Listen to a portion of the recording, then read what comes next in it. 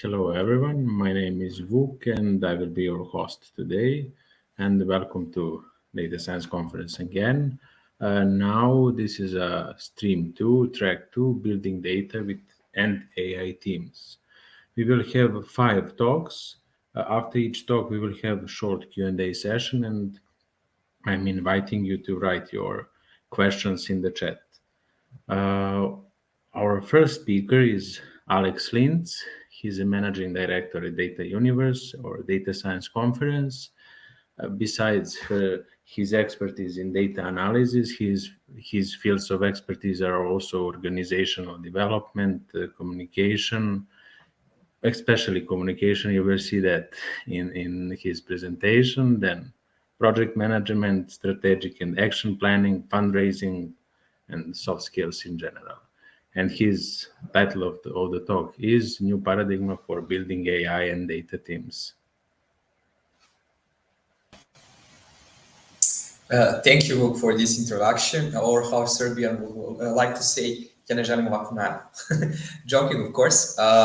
First of all, I would like to thank you once again, and I would like to raise much more questions and to pose some of the answers than maybe you would like to think about before we are talking regarding this talk.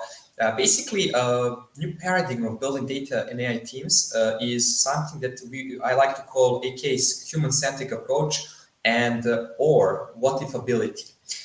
You will see why it's called like that in the beginning. What is important thing to say is that what are the biggest challenges with HR in AI, or aka where shit hit the fan.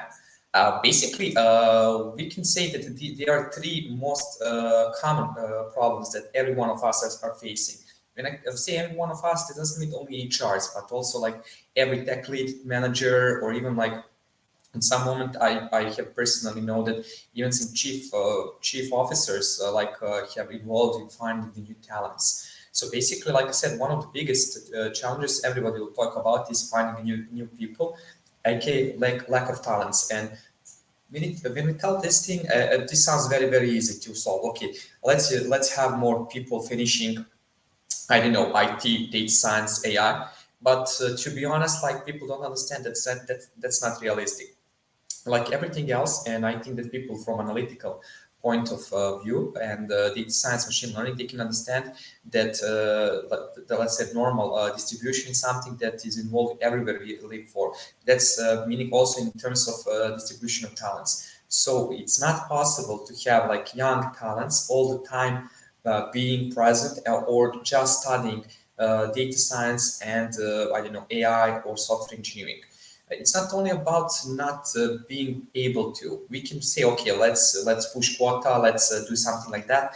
But in the end, some of these people will not really like to be in part of software engineering or AI or data science. And that's something that we need to understand, that this is something that is not easily solvable, like just through the education, or like in terms of high school and faculties. And to be also completely honest, that's something that's only part of the solution.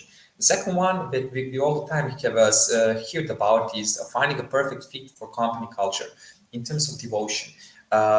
We can hear about terms such as quiet quitting or something like that. This is something that people do get annoyed about, like people are not willing to push the pedal to the metal regarding their employability on one terms, and in the second terms of being part of the team. On the second hand, what people, especially the owners of the business, don't understand that guess what? People have a life outside of the job, and that's excellent, because if you're all the time inside of your job, your creativity and your productivity is going to plummet. And that's bad thing in the end, because you can have like 5 people who are working 24 hours per day and they will still not produce possibly as somebody who had just like optimized some things like in 1 hour per day. It's not about fitting everything inside of fit everything in one size. That's very problematic, and we can hear all the time that people are saying, "Oh, I would like to have 3 more people like me, or 3 more people like one of our employees." And what I can say to them, bollocks with that. That's a bad approach. It doesn't need to be like that. You need to find what is a company culture, and after that to see how somebody fits. And with these two maybe joined together, we are going to the third one, the biggest challenge HR in AI. That's understanding the need of tech teams and current projects in terms of striving for perfection.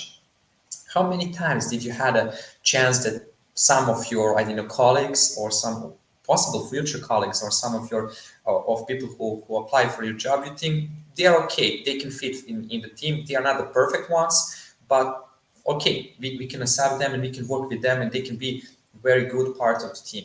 In terms of let's give people the chance to grow and to be better than they are in the moment they are applying for the job.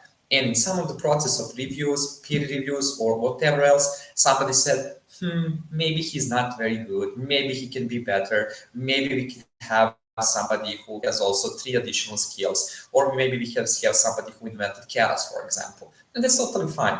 But in the end, what you end up being like one person less in your team. And you're all the time like having 5 or 10 people less than you need. That's basically directly connected with the lack of talent. So basically, when you put these three together, we have lack of talents. We have people who are in the end very hard to devote to something that what we are doing on right approach and right level. And on the third one, we are striving for perfection. And this is the situation we end up. We don't have enough people employed in data science, analytics, and AI. We don't have enough people employed in software engineering. We don't have enough people employed in almost every possible industry. And we have 7 billion people. That's not realistic. Something is fundamentally wrong inside of this picture. So basically, let's talk about just for a second, and let's start with what if ability. What if retention does not exist? This was the first thought that came to my mind when I started thinking about creating the new paradigm for building data and AI teams, because all the time we are saying like, okay, we have a problem with people, like we said, what are the 3 most common problems, and what is also thing that we very hard try to keep people at our companies. And what we end up that in the last year, somebody will, before they quit the job, they have very bad impressions of the company, and PR, marketing, employer branding they are doing to the company. First, it's not realistic because not every company is that much bad in the end, because that's why you most of the time leave your company in terms of analytics, data science, and AI. Of course, you get better project or some better wage, but basically when you put down to the naked truth, that's the same. Something is not good there. So basically, that's why you leave the company. Also, like there was like thinking, okay, retention is very hard to do. So what we can change? This was the first motivability that came to my mind. And basically, what does it lead to? It leads to human-centric approach. And basically, this is something that everyone thinks, but nobody says. First one is, what if instead of making people stay for 1 additional year, we try to have them back in our company in the period of next 10 years? What will happen fundamentally different if this happens? We'll have a person who had like their own path, which is not one-on-one correlated with the path of our company. He went and he learned something new, and he became a better person, a better professional, and he became something else, something more than he would be if he only stayed at our company. His creativity would spark because different environments bring different surroundings, bring totally different set of roles, and something that we will need to learn about and to adapt. And imagine just one thing: if that person come back with all of that knowledge back to our company, that means that he would like to come back to the company, but right now his path and company path is not on the same direction. And that's totally fine. What second is, what if instead of employing people for the future, we try to build them through current projects? What does it mean? This means, and this is like I think the maybe the most common mistake that people do tend to create. We need 3 seniors to finish some job. Why? Because we sell 3 seniors, because we said that we'll have 3 seniors. And they come and they start with Excel. or something that is totally below their expertise. Why is this problem?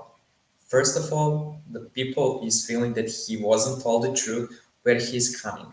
In our job, every senior can leave very easily. What does it mean? That means that he can choose projects, actually. He can choose culture. He can choose everything. If he starts with broken promise, it's going to be bad for everyone. It's not going to be a good fit. It's going to be crushed down. The second thing is, if we have a senior doing some jobs below, he will not have a chance to progress himself.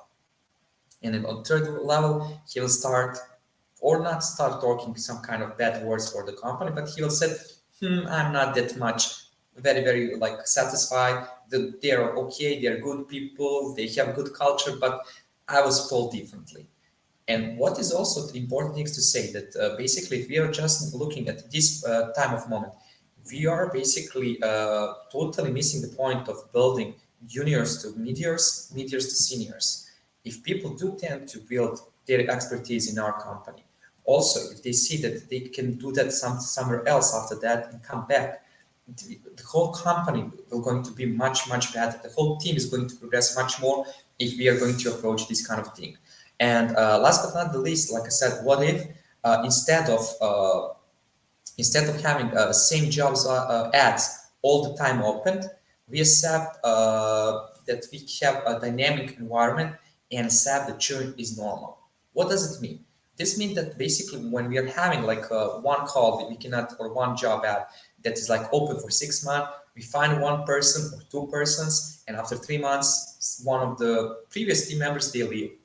And again, we need to have the same job ad over and over again. It's look like ludicrous. Basically, people think that okay, this is something wrong with the company. What is happening all the time? The same job ads. And what is important things to say that tech leads and managers of the teams inside of data science and AI, they are not pure managers like I didn't know in some other company. They are also technical guys. They like to do technical things. They like to code. They like to hang out. They like to go to meetups.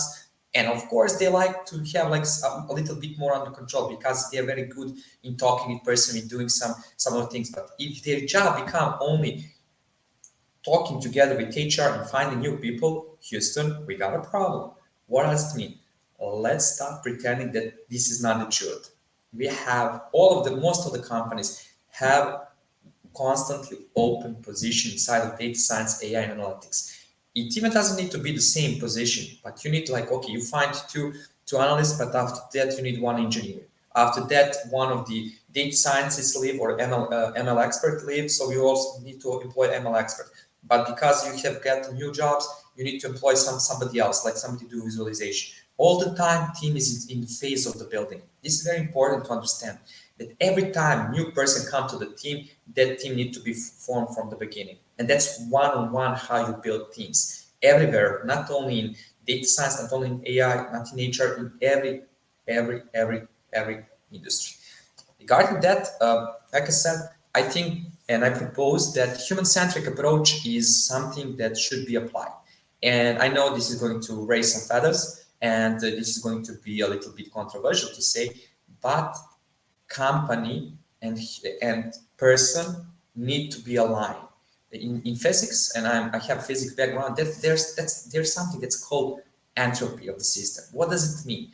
That how much you give into the system, if you don't get back for the system, entropy is not going to it's going to be, system is not going to function. So basically, what does it mean? You can put company needs in front of employee needs sometimes, but not for unlimited time.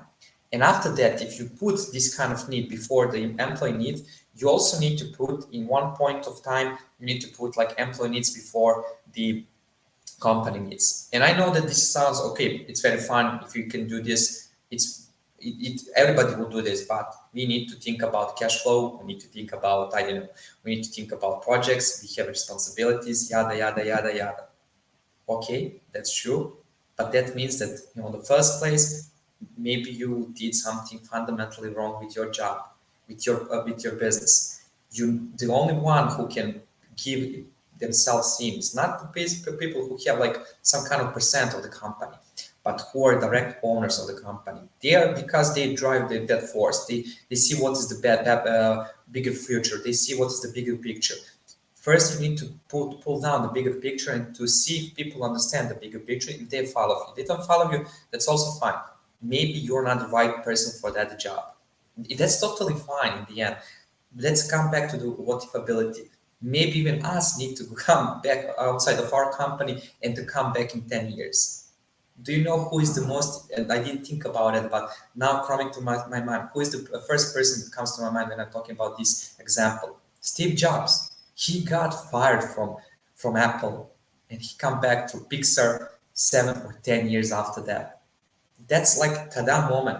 If he stay in Apple, I'm like 100% sure that Apple wouldn't be what is today. Maybe it wouldn't be even something called Apple, and that's a problem. That could be a problem for some of us. And also, I would like to invite everyone to listen to on Thursday opening keynote. Luke Julia, who is co-author of series, he's going to come to Belgrade. But let's come back to this human-centric approach. Basically, what does it mean? That means that we can, it's not only about, like I said previously, it's not only about putting, okay, we need to give everything to the people, let's put back to the people with every kind of every kind of let's say when you get something, you need to give something in return. What does it mean? That means if you get, I don't know, pineapples for the breaks, you also need to work a little bit more, or you need to be a little bit more devoted. That's what is expected to be. There's no such thing as a free lunch, but that's also totally fine. Like, I think that it's very important to be realistic, to act like an adult, not to be like, and to try to build this kind of culture inside of your organization. If you only do whatever just to keep your employees satisfied and to do retention, in one point, everybody will be like, okay, it's fine, but I will leave it if something better come along. And what is important to say, that resource that we have, and especially time, is limited. That means that we need to choose our battles we like to fight. And like I said, my first thought about this was retention is something that is time waster. We shouldn't strive to keep people who like to leave. We should like maybe even help them to find some new surrounding that they will be more happy, more satisfied, and not to use. And people do have a tendency to mix bonuses given for the good work with something bonuses given for retention raise. Raise and bonuses should be made as a motivation, not to only stay at the company, but to say, okay, I have seen what you have done and what you can do in the future. But we will come to that part of the presentation. So, like I said, let's move the needle toward data science in HR, because tada, basically you can apply data science and AI in HR, of course. So basically that's AKA applicable dynamics systems theory. What does it mean? Dynamic systems theory studies the behavior of systems exhibit internal states that evolves over time, aka internal dynamics, and how this system interacts with exogenously applied inputs, often referred to as perturbation. So basically, let's narrow it down, explain what does it mean. This basically means that all of the complex system, all of the tons of KPIs that we put or something like that inside of our sheets, inside of our strategies, they can and should be just like defined as 3 most important KPIs. That's basically, like, let's say, the most consequence of this dynamic theory system. What does it mean? That means that some of the KPIs we are putting together inside of our sheets and everything else, what we are monitoring, basically they are basically having mutual relation between themselves. And the only important thing that we need to basically look forward is trend in the end. So it's something going up or down, and how does it impact whole systems? Of course, this is not easy to solve, but that's also one of the parts of the things I think it should be applied. So basically, we're saying, including data science, theory, system, in HR, basically, this is all of the things that we should think about. It's competencies, advanced training, growth, training, knowledge, experience, ability. All of these things are task list in the end. And basically all of these things can interact together, and in the end they can give some final results. So basically, I don't know, if you are doing a competence research, that can help us to give better trainings. And we can define what are the advanced trainings that some of our team members need, so they can even strive even better. So the personal growth can be much higher. So the knowledge they will gather will basically transfer into experience that will be the ability of the system to basically create better inputs. And basically, this all start with this whole system can be defined like in 2 or 3 most important KPIs that you can see. And basically, this is the basic concept of this one. Regarding, like I said, let's implement TDS and KPS, a key talk proposal. And this is the second part of what if ability I'm talking about. So like I said, what if I told you that we shouldn't have 10 on n, basically exponential number of KPIs, but instead we should measure only up to 3. How this change everything? How much time you will have more to do your job in the end? Would your time being able to produce into real work and not only monitoring and putting reports can actually end up of you having better job results? Of course, yes. The second motivability is, what if I told you that KPIs should not be related only to projects, but to coexist with company culture? In the end, just think about if you can relate everything, every project you're doing to some common ground, and that knowledge that you're gathering can be multifunctional and exponentially put inside of the use after they are putting it together. That can only be if the culture of the company is inside of KPIs defined. And that's not easy thing to do, but that's some of the process that you can do much more easier than to define 100 KPIs, and of course in the end to measure 100 KPIs. Believe me, nobody knows what in the big companies why they put some KPIs and how they inflect the bigger picture. The third motivability is, what if I told you that bonuses and raises should not only be connected to results, but also to the culture and potential of the people? What does it mean? That means if somebody put and had 100% of KPIs inside of the result, that's okay.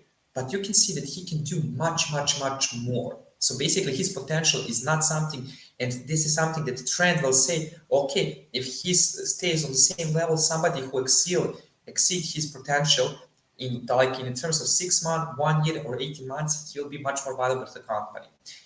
And in the end, like the last what if ability is, what if John Lennon was still alive and he would be singing like, imagine all the people. What does it mean? That mean, I know that this sounds like a very okay, fairy tales, it's very fun, but in the end, if you believe in something, if you try to move the needle, if you try to raise some feathers, if you'd like to build something new, to propose some new paradigm, you need to be controversial a little bit. So basically, you need to have a dream, you need to be bold and to say, what do you think? Like I said, if we just stay on the same page, nobody talks about these problems, we will not go nowhere. So basically, I would like just to have 3 additional takeaways from this talk before we move to the questions. First of all, and we didn't talk about that. First one is, HR are our friends and not our enemies. And this is something, and don't smart as that. That means that we need to sit down as professionals, like tech persons, and to talk with HRs. They are not unreasonable. They have a tons of job, and basically it's very hard for them to produce everything. Just imagine if you okay, we can use computational art right now, but what if somebody just told you, okay, let's write a poem, and you didn't do that before? It's going to be very outside of your comfort zone. We need to work together in multicultural team and to manage to get everything on the same track. The second one, process simplification, is the truest form of mastery. There is one sentence, and my dear professor Ivan Lukovic from FON right now, unfortunately not anymore from FITNA, he told me that if you know something, you will if you will have ability to explain to the people very easily. Process simplification is truest form of mastery. Okay, the last 2 are a little bit like joking, but they're also, don't panic and carry the towel. What does it mean? Whatever you do, in your job is not going to be that much problematic. Everything you do, you can fix. Everything, if you learn something, that's also fine. Not everything should be perfect. It's not possible to be perfect. The world, like physical world, is not perfect. So basically, that's not a possibility to have some human beings as we are. We are not built perfect. We need to be very, very aware of this thing and to accept that we would like to we can be better in to learn and to grow as human beings. Last but not least, this is a little bit of me being like very how to say very like anarchist. That's the bureaucracy. I don't like bureaucracy, but that's also something that we need to understand. That's part of the life, and it's going to stay here. It's hard. I know that, but basically, it's something that we'll need. Last but not least, here is some totally, for the end of the talk, here is some totally random picture of parrot on the beach. And with this, I would like to once again to say thank you to you all from the backstage of Data Science Conference, and to ask if there is any questions. If there is not, I would like to just thank you once again.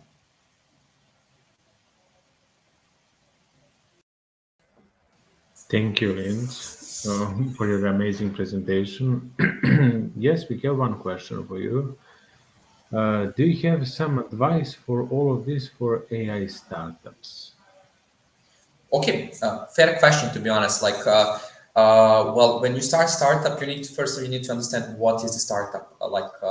A startup is something that is like a joint venture from few people that you will basically not sleep for 10 or 12 hours. When we are talking about building the future, basically this is the startup founders, the one who are basically creating the culture of the company.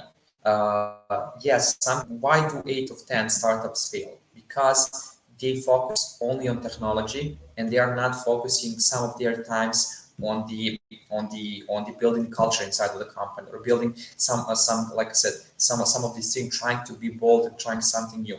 Why we are doing like that? Because they said, okay, but first let's build the product, and after that we'll think about everything else. 21st century is not going to function like that, unfortunately. So basically, you need to have to think about multifunctional team, multidisciplinary teams, and to maybe involve one additional founders, and to have like 25% amongst three of you, for example, less than you'll have like in the beginning. But imagine what 10% of something is still much more than 100% of nothing. So basically, I think that I don't know if I have answered the question, but basically this is something that needs to fit. Of course, like I said, human-centric approach and company approach. That means that there is no one perfect answer for every startup, but this is something that I will think about how maybe to standardize, or think about how to do standardization for the startups.